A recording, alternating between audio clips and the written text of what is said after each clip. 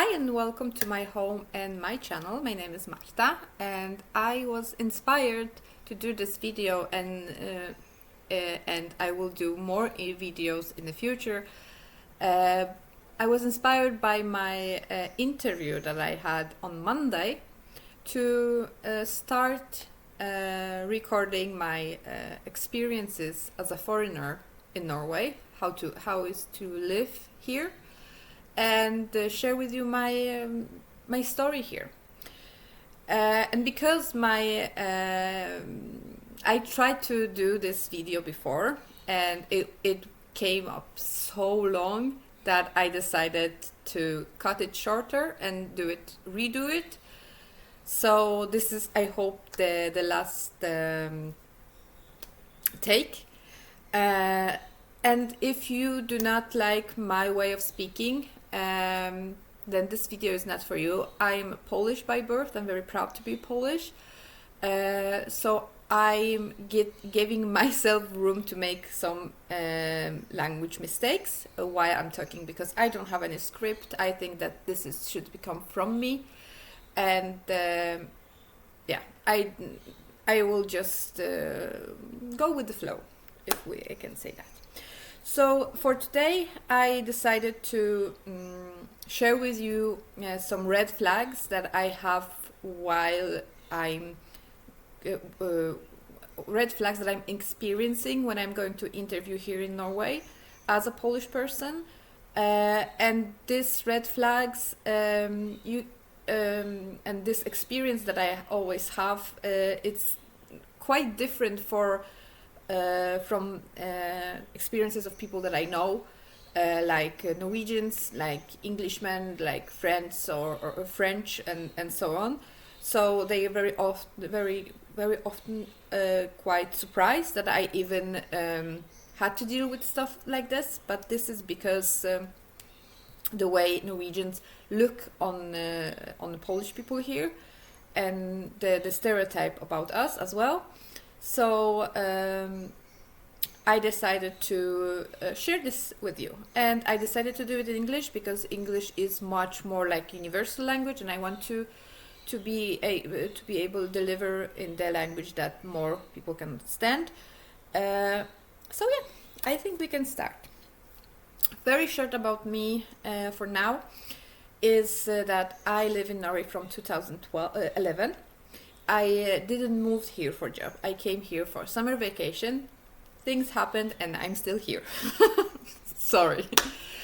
But from 2011, I always found some work, and I always wanted to go to work and, earn my living, my honest work. And I have, of course, a bachelor degree, and I had to learn Norwegian by myself because of the rules that apply for Polish people in Norway. But this is also a different video. So I am self-learning Norwegian. I speak it mostly fluently. I think quite good actually. So sorry that my dog, he's sleeping.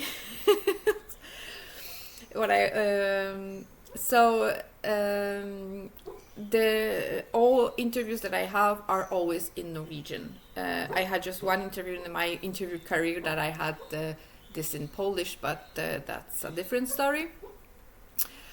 And yeah, so in the middle of living here, I wanted to change my career path, because I feel that when you are young and you try to find what you want to do and decided on university or your career path, sometimes sometimes it can be that you will choose wrongly, and this is what happened to me. I chose wrong my career path, and while I was on that, while I was working in my, we can say, semi-field, because it was not the thing that I studied for. I took some other jobs as well, and I started to educate myself more to reach the goal that I put for myself. I worked a lot with non-profit organizations, because I wanted to be the person who helps others, mentor others for getting the job, and be able even to give them a job. So and to find a good worker for my client, for example. So in a very short way, I would like to work in a human resource, or as a mentor, or as someone who helps build a future for others. And but this is something that is very hard for me to do. I'm still struggling. I'm still searching, and yeah.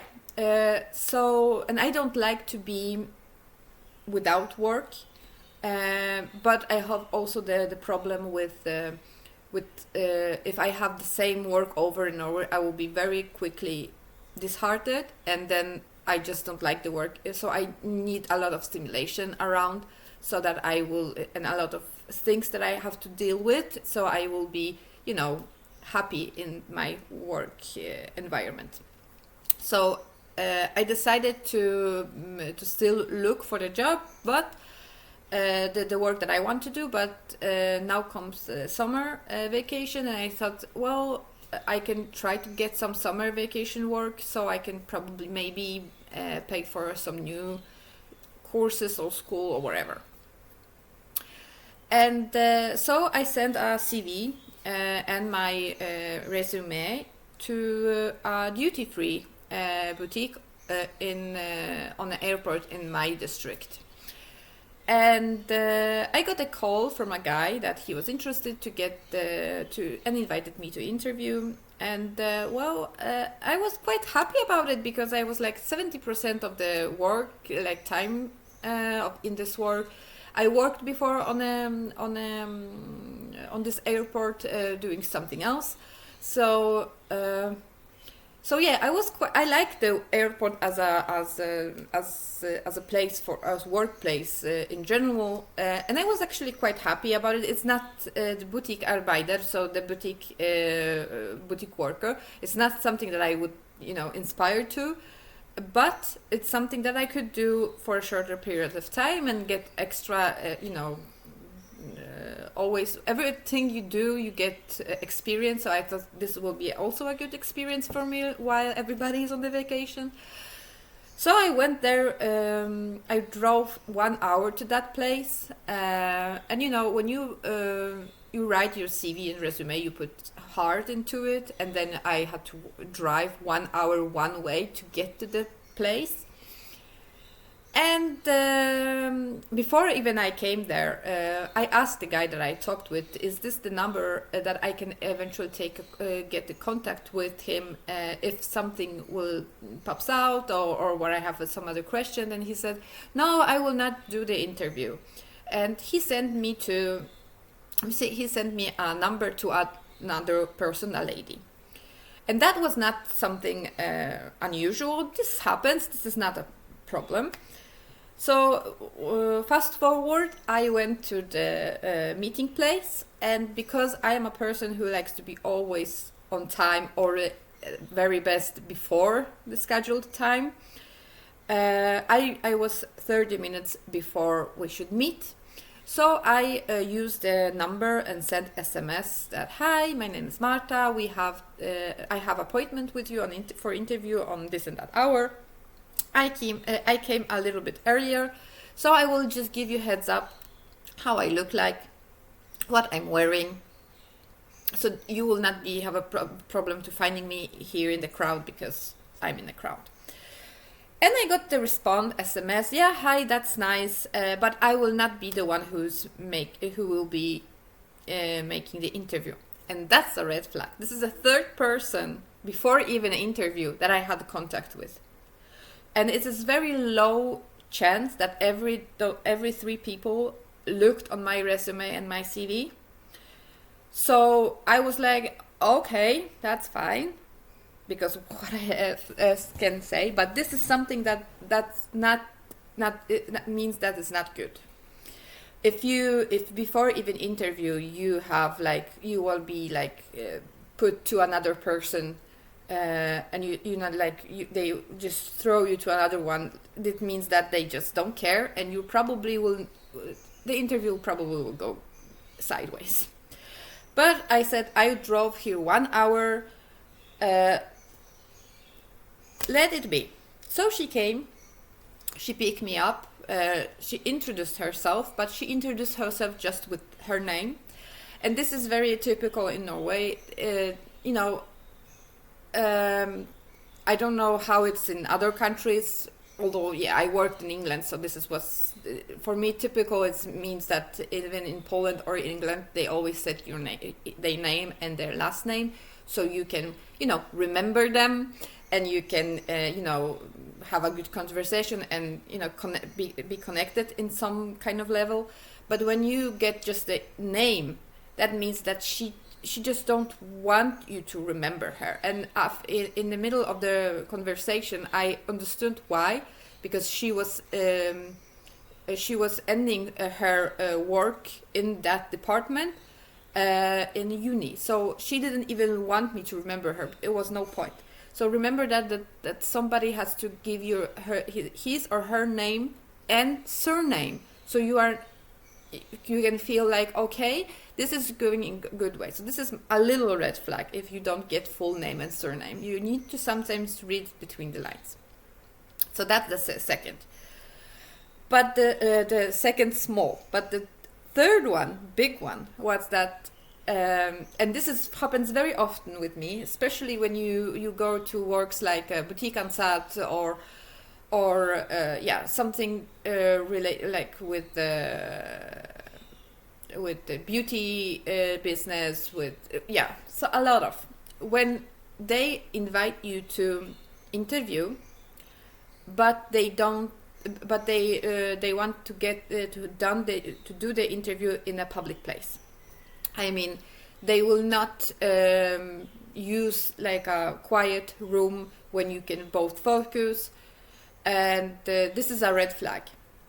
And you can say, but this is airport.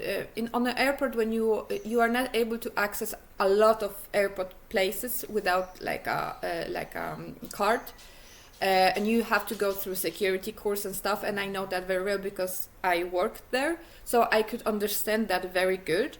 But getting a small room in the like common area, or like a quiet room in the common area, is not that difficult. So this is a red flag as well, because first of all, you are not able to focus, especially if you are actually wanted to get the job. So you are not able to focus because of all the things that can distract you. Second, this is something that you never know if you have the intimacy, right? On the airport, there's a lot of cameras and stuff. People can go walk by. An interview, like your CV, is confidential. So it's supposed to be confidential. You're supposed to feel, you will give information, sensitive information sometimes. So if you are being interviewed in a coffee shop, or in like a public place, in a bibliothèque without closed doors that people can come by, this is red flag. They don't care about you. You will get very bad. If you will get the work, you will get the work on a very low pay, and they just need to somebody extra to fill the holes. They don't think about you as a fast and good employee in general. So this is another flag. So I knew in that moment what I'm dealing with, but I said, okay, I will just. It's 30 minutes. I am here. Whatever. Let's just be done with it.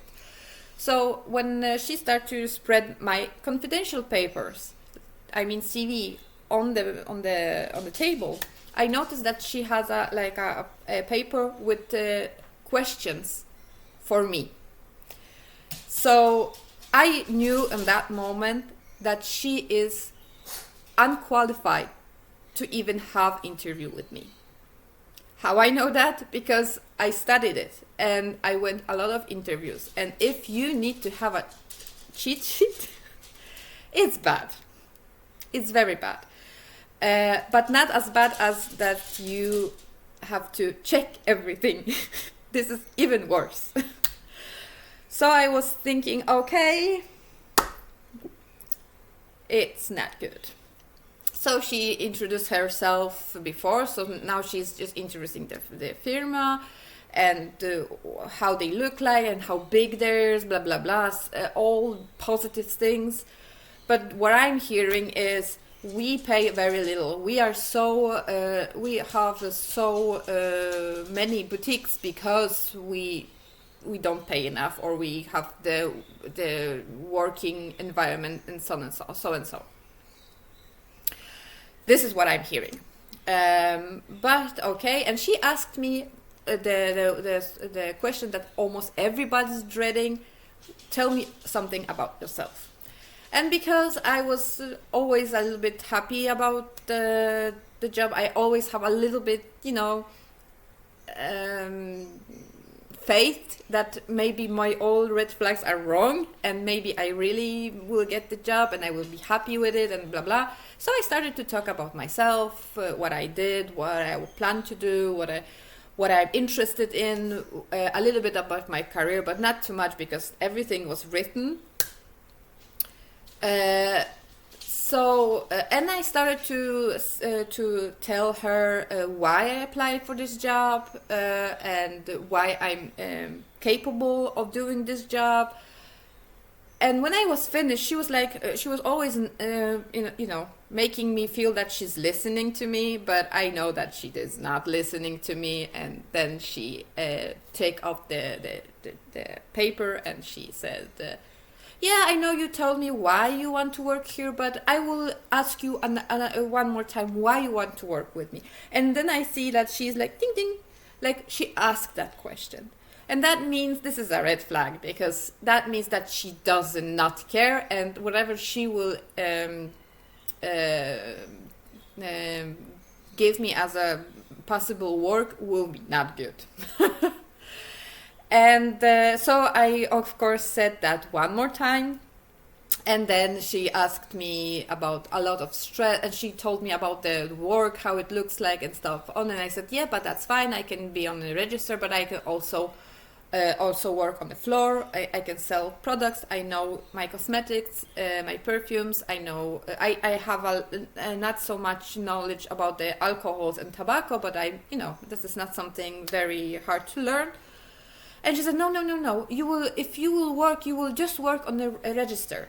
And I said, but I can sell products. No, you cannot. And I asked her why I cannot do that. Because you don't have a 1 or 2 day course for this. And I said, but I worked 8 years in a beauty salon. You know how hard it is to sell a beauty treatment. This is something that only real salesmen can do. Sell a thought, dream. This is something hard to do, instead of selling a product that is physical, that have a physic form, and the products that I can read what is inside. This is not hard to sell. And besides, I am in the cosmetic industry so long that I really know know the stuff. And another thing, I'm a visual merchandiser. I have a certificate for that, so I really I know my place in every single boutique that I'm in. And I know why things are put in there, how they are, why, where, and, everything. So I don't see the point why I cannot sell products. No, but I need you just on the Casa register. And I said, okay, but the work will be like, it was 70%. No, you will get the work contract for 0%. Yes, 0%. And then I will call you whenever I need you. And then, I don't know if you have something like that, but I have very often like that everything's like slows down. And I'm like a middle, and like everything is just like quiet. I see that she's talking to me, but I don't take this in, because I was like looking on my resume before her. Looking at her, and I was thinking, what the heck I am doing here? I drove 1 hour here. I put my soul in this CV.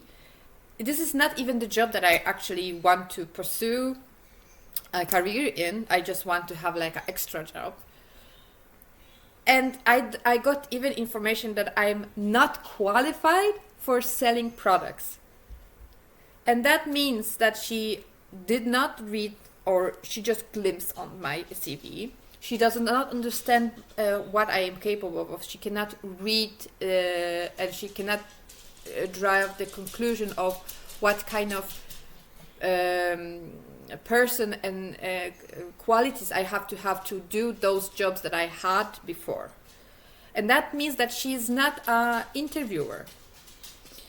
And besides that, she wants to have, like I said, somebody to fill the hole. And she said that she can give me work on the mornings, one time monthly, eventually, and for me, when she said that she will give me a 0% contract, is a very bad stuff. Because first of all, you are employed, but you are not employed. You will get your benefits if you work off, but you will get, like, she's knitting you, like she's reserving you for every time that she needs you, in the way that, you know, you will have a contract, so you are obligated by the contract, right? So you cannot just say I will not come to work because you are an employee in the law, in the eyes of the law. But in the same time, you are not an employee because you don't have like any stealing, right? So in a way, she's capturing you in this weird work relationships, and you are, most people will stop looking for another job because they want, you know, they got the contract, no matter that is a 0%, but they will try to make it work, right? And I went through that once, and I don't want that anyway. And she said, "Oh, do you want? I need somebody to vouch for you because, you know, you are not unexperienced, and, you know, it's no new job for you and stuff." And I was like, I knew that I don't want this job, and I said, yeah, I will give you my references. So we said bye and everything, and I went to the car and I wrote to the guy, I don't want this job. That's it. And I drove to my husband because I felt bad. You know, I knew, when I talked with her, I knew that something is, that she's not the same level. Or when I am interviewed, I wish I would be interviewed a person who's higher educated than me, or at least the same level as me. But I felt that the way she was speaking, the way she was holding herself, the way she was, doing the interview was so bad that I was like thinking, I'm almost sure that she doesn't have any school at all. And I went to my husband and I said to him, you know what, I have one of those typical interviews for a Polish person for work, physical work. And I was like thinking, can you check her? Can we check her, because I feel like something is I think that is that's the same thing, that somebody is on the place that they should not be. And she didn't give me her last name, but in Norway they love LinkedIn. This is something like a Facebook, but for making you like a network for people that want to have a job, and, you know, to connect with, and to easier the way to find a job. And Norway love this. Everybody, if you don't have a LinkedIn in Norway and you are looking for the job, you just don't exist in the way. So, so even I have a LinkedIn, and and I looked upon the guy who called me. He had just a high school done, and then he was a supervisor and a leader, manager. And then I looked on the connection to his connection, and I found the woman from the picture and from the name. And lo and behold, no school. And you may say, yeah, but she didn't put it in. Yeah, if you have at least a university, it's no point of not putting it there. If everybody does it, you put experience, but you didn't put your higher education. It's just weird for me. People in Norway put the high school in there. So for me, maybe she has a high school, but nothing more. So for me to talk with a person who should not supposed to even do the job, make me feel disheartened. And how I'm supposed to having a good thought about myself when I educated person sits on the sofa and try to fight for my work to be able to help others to find a good work. I'm judged by a person who has no education, no courses. She doesn't, do not try to better herself by this. And she has the audacity to say to me that I do not possess the qualification to sell a cream for others, because I don't have a 2 days course. This is that's why when you get in Norway, be able to go on an interview, put the LinkedIn, do the LinkedIn site for yourself. Take the time. It's not for others. It's good for you, because when you get information mail, we want to invite you on interview. There is always a person who signs this, and you can always check who you will talking to. And this is very good. I didn't, because I was contacted by 3 different people. I was not be able to prepare myself even mentally for who I will be speaking to. And then, whole interview went sideways, because she didn't even have the capacity to do the interview. And probably she just took me as normally on that kind of situation, as a stupid Polish that will just fill up the places that she needs, because, well, I'm Polish, I will do everything for money.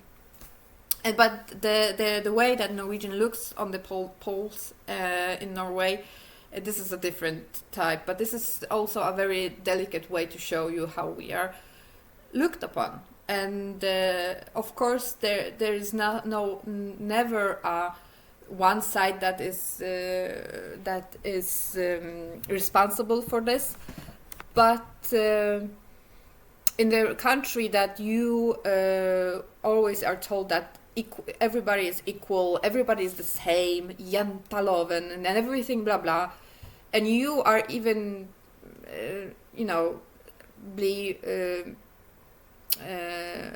treated very stereotypical. And no matter what you do, no matter what you will put on the resume, no matter how good you are with stuff, they will look on you by a prism of from where are you from. And it's not the first time that I was treated like that on interview. There were interviews that I got information that they don't like my background, meaning from where I'm from. I got the interviews that they said that they don't see me because my appearance doesn't look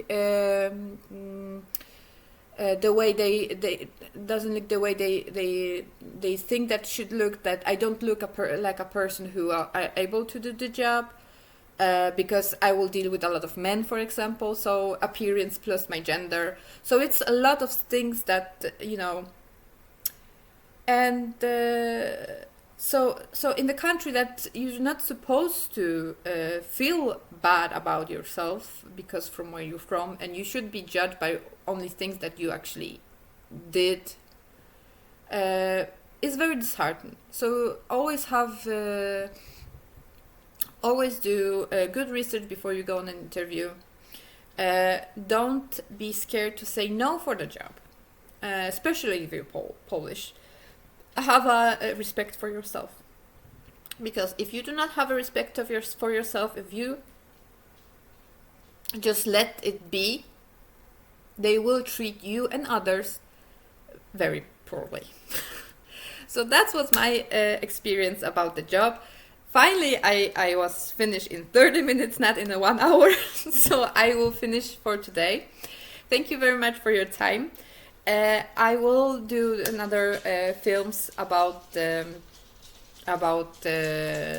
stereotype here. Maybe I will give you a heads up how looks how you know when they didn't even when they throw your CV into the trash before they didn't even look on your CV. How you can know that, and yeah. And if you have any other questions about the work or maybe entrepreneurships in Norway, how to build a business in Norway, don't hesitate. Write to me on the comments, and I will just do the film about it if I know stuff.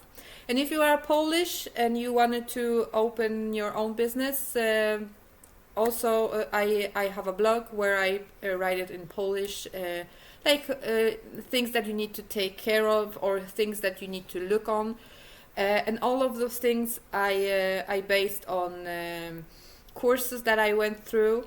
And those not every Polish person can go on this course because all of them are in Norwegian, so not all of us get that get a chance to go there. So I am sharing there on the blog. I need to write new inleg. So yeah, so thank you very much, and have a nice day.